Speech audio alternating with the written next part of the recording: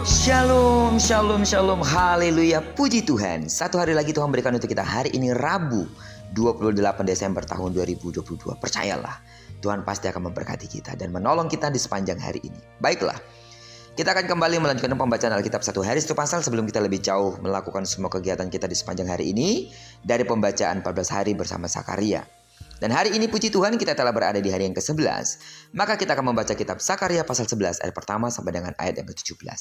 Judul renungan kita hari ini, ditolak oleh Allah. Sebagai pengantar renungan ini, saya akan coba bacakan untuk kita ayat yang ke-6. Sebab aku tidak lagi akan mengasihani penduduk bumi, demikianlah firman Tuhan. Melainkan sesungguhnya aku akan menyerahkan manusia masing-masing ke dalam tangan gembalanya dan ke dalam tangan rajanya. Mereka ini akan menghancurkan bumi dan aku tidak akan melepaskan seorang pun dari tangan mereka. Percayalah, Tuhan itu panjang sabar. Amin. Akan tetapi bukan berarti karena Tuhan itu panjang sabar, maka ia hanya diam jika melihat pemberontakan umatnya. Pasal yang kita baca hari ini melukiskan Tuhan yang sudah murka. Ia tidak lagi akan berbelas kasihan kepada domba-dombanya. Untuk itulah ia meminta sang nabi untuk menggembalakan domba-domba sembelihan. Domba sembelihan tujuannya untuk dijual dan disembelih pembelinya. Penjual akan senang karena telah menjadi kaya. Dia tidak lagi peduli dengan domba-domba tersebut. Begitu juga dengan pembeli yang menyembelih domba-domba tersebut tanpa merasa bersalah. Demikian juga orang-orang menggembalakannya pun tidak merasa kasihan. Awalnya sang nabi menggembalakan domba-domba dan membuat dua tongkat, yaitu tongkat kemurahan dan ikatan. Suatu saat ia tidak dapat menahan hati terhadap domba-domba itu dan mereka pun muak terhadap dia.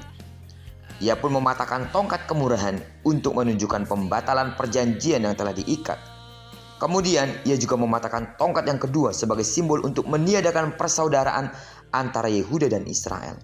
Dengan demikian, sang nabi tidak akan lagi menggembalakan domba-domba tersebut. Malahan Tuhan memintanya untuk mengambil perkakas seorang gembala yang pandir. Ini menandakan bahwa Tuhan akan memberikan kembali gembala yang pandir kepada umat. Alasannya, mereka telah menolak gembala baik yang Tuhan berikan. Sekarang domba kembali akan diabaikan. Namun nanti Tuhan akan menghukum gembala yang pandir tersebut juga. Sidang jemaat Tuhan, Tuhan adalah Tuhan yang sabar. Akan tetapi jika umat Tuhan terus menolak, ia pasti akan menjatuhkan hukuman. Tuhan akan menyerahkan mereka kepada para pemimpin egois yang hanya memikirkan diri sendiri, seperti seorang gembala pandir yang hanya memikirkan diri sendiri. Dan umat yang selalu memberontak, yang keras hatinya, maka Tuhan akan menyerahkan mereka kepada para pemimpin egois yang hanya memikirkan diri sendiri, bahkan membiarkan umat itu binasa. Sidang jemaat Tuhan, lewat perenungan kita pada pagi hari ini, Tuhan bicara keras kepada kita. Jika masih ada hal-hal yang harus kita rubah, jika masih ada hal-hal yang harus kita tinggalkan dari tabiat-tabiat dosa dan kedagingan kita, mari bertobat, serahkan diri sepenuhnya ke dalam tangan Tuhan, karena sesungguhnya Tuhan menunggu saat kita kembali kepadanya. Dan mungkin inilah waktunya untuk kita berbalik dan bertobat dan menyerahkan diri sepenuhnya ke dalam tangan Tuhan. Kedatangannya tidak lagi sebagai bayi, tapi kedatangannya yang kedua adalah sebagai raja di atas segala raja yang menghakimi segenap bumi, termasuk saudara dan saya. Karena itu jika ada kesempatan untuk kita hari ini untuk menyadari segala kelakuan, kelemahan, kehidupan, dosa yang harus kita tinggalkan, tinggalkanlah. Karena kita sungguh-sungguh telah dipersiapkan oleh Tuhan kepada sebuah kehidupan kekal bersama-sama dengan Dia. Terpujilah nama Tuhan. Diberkatilah kita. Kita sangat dikasihi Tuhan. Itu sebabnya Dia berfirman untuk kita dengan keras hari ini. Diberkati pula kita sepanjang hari ini. Digenapi firman yang telah berjanji bahwa apa yang dikerjakan tangan kanan tangan kiri kita dibuat dan berhasil. Amin.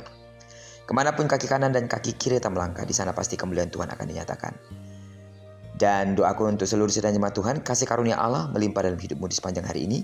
Bagi sidang jemaat Tuhan yang sakit secara fisik, dalam nama Yesus sembuhlah sesuai dengan takaran imanmu. Diberkatilah kita bersama dengan orang-orang yang kita kasihi, serta bersama dengan orang-orang yang kita cintai dimanapun mereka berada. Terpujilah nama Tuhan. Shalom.